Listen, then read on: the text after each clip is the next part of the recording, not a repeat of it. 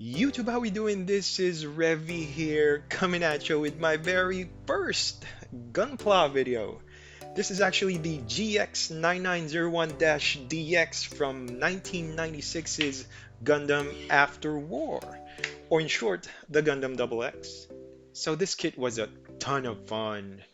Now, I have to say that I already did finish the kit, and as you can see in front of you, here it is, actually without any of the armaments and the backpack. It's just a looker.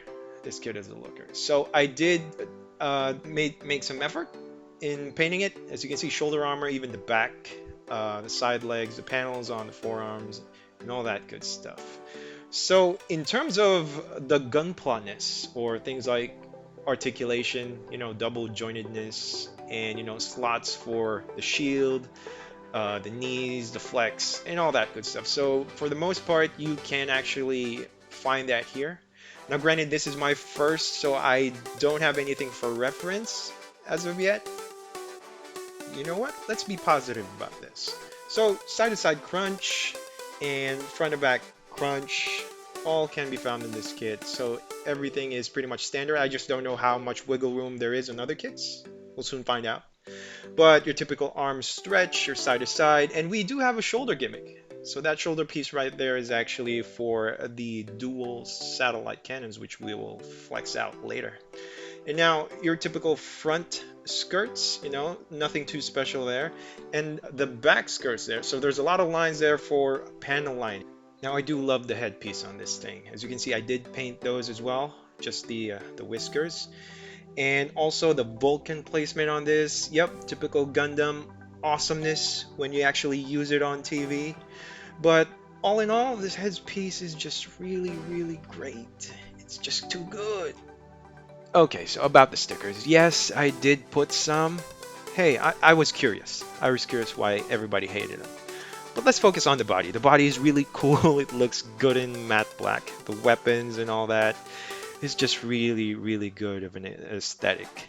So overall, this is a solid build. So like I said, I did use some of the stickers mainly out of curiosity. I saw someone building it on YouTube. It looks so cool. I think it was someone from Bandai, so I think that's why it looked cool.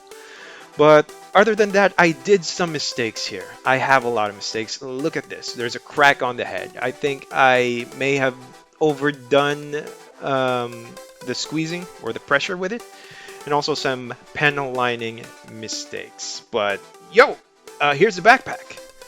The backpack, or the twin satellite cannons with the verniers.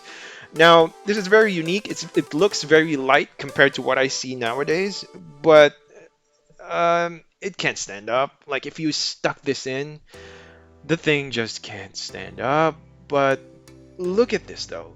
It's really good. Now it looks fine in white before, nothing against that, but it looks even better in my opinion with, the two-tone cookies in cream, I guess, black and white. It's just really, really good. So one of the gimmicks here is you get to pull that out. You see that later when I attach it on the shoulder mounts.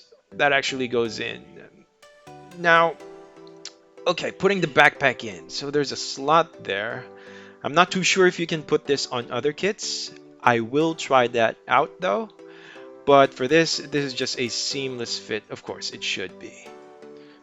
Ooh, my boy looked good though. Look at that. Those panel lines. Yep, I did mess up the wings quite a bit. Yeah. And oh, and here's the thing. I don't like this. Look at that. Look at that. That's just, oh, no. Anyway, shield, more stickers. I'm sorry. But the shield looks good. I painted that too. Yeah, except for the red part, just the black part. I did that. So it comes on to that slot on the forearm. Now, I absolutely love what they did with this shield. There's multiple hinges. That way, when you stick it on the forearm like so, you can actually stretch it out further, nearer, or at an angle. It just really helps in creating a really, really dynamic pose, especially for potential dioramas. Now there's also a handle. You can opt to use that. I just don't. I just like it this way. Ah, the shield is just Too good, too good. Now, I do understand that whatever modification or whatever I customized with this kit, I understand it's just a bit basic, or dare I say even noobish. I did a lot of mistakes or made a lot of mistakes, but the thing is, I really like, if I'm just going to focus on color choice, I really dig the color choice. But again, going off topic. So, more things. These are the sabers. They look cool, right? Look at that. Mm. Unfortunately, though, from what I remember, you can actually stick these together, like sort of like a dual thing, like a dual sword thing, like Darth Maul style. But regardless, they just really look good. The whole concept of everything with the kit is double, you know, hence the name. But the posing, the dynamic options that are given, just really works. Mm. And by the way, the more stuff that you put on his hands and everything like that, the thing cannot stand. At this current position, with the satellites like that, cannot stand. Now, moving on, the beam rifle. I didn't actually do anything with this. I don't think I even panellined it, to be quite honest. But there are a few gimmicks with this thing. You can actually stick it on the elbow, almost on the same area. There's actually a slot there, on the same area as the shield. Yeah, like that. So I'm just lazy. I didn't remove the sword. I know it looks awkward with a sword like that, but whatever. My god, cool. Okay, the coup de grace. Now, these things, all right, first off, the panels, these solar panels on the forearms and the legs, they have a very, very good mechanism on how you put them or attach them. The engineering on it is just really, really good. Top notch. Now, these things, okay, so I have to mention that you have to be careful with the wings, especially with the tips. Actually, one tip broke off on me, so I had to. It was just a small piece, but I had to glue it back on. Just, it's very delicate. Just the tips though. But anyway, attaching these, placing these, propping the wings up, it's pretty straightforward. And another good thing about them is they're really solid. Once you prop them up, they're not moving. They're really not moving, which is really good, especially if you're gonna prop the Gundam up like this, just like in standing position, it's excellent. It's good. But if you choose to make it a more dynamic pose, you can really do that because the wings will really position the way you want them, which is really, really top notch. Really good. Okay, the main gimmick, one of my main gripes. Now, I absolutely love the satellite firing position. It's iconic. It's unique to this Gundam, unique to the series. It's just really, really good, especially once you display it, once you display the thing. But if you look at what I'm doing here, there's a lot of stuff that you have to go through. Now, I would argue that this could have been probably a bit more secure, I guess is the word. I mean, I'm not looking for anything too crazy, but just as an impression, I think this could have been handled a lot better. This mechanism right here, where you prop the shoulder thingy, extend it, and then attach it to the cannon while it's extended. I mean, the cannon looks dope, even if you just, even without the shoulder locking thing. I think it looks better, to be honest. But to get that full setup, like the one that you see on the TV, the art box, it's just, this could have been really, really better. I hope if it's- if they make a 2.0 of this kit, that they could really focus in on that, the security or the engineering behind the dual cannon setup, because I think that's one of the biggest weaknesses of this kit is the setup. Look it up. You know, to appreciate it, to understand what I'm saying, you have to look it up and see it for yourself because it's just really, really awesome. It's just a far cry from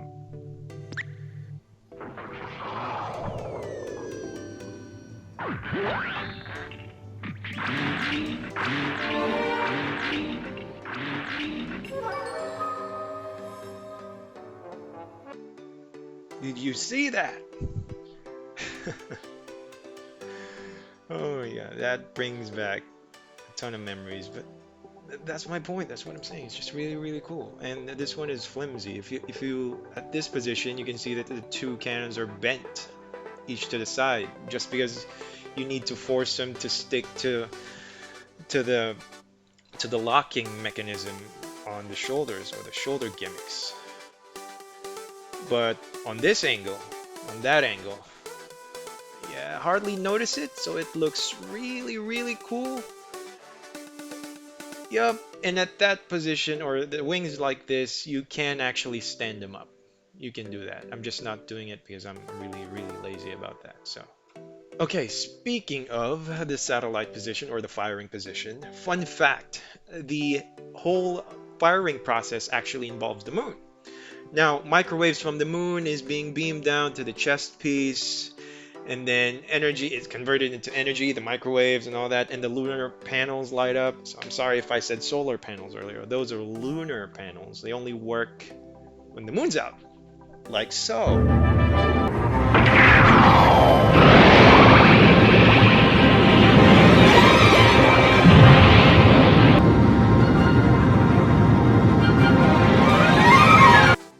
Oh, that never gets old. So, so cool. Look at that. Look at him. He thick and mean. So here's the final pose. And these are the things actually that I use in customizing. So it's just Tamiya products, matte black Tamiya spray can, black panel liner from Tamiya, and a Mr. Hobby matte top coat. So I hope you enjoyed this one. Here's a quick before and after, and see you in the next one.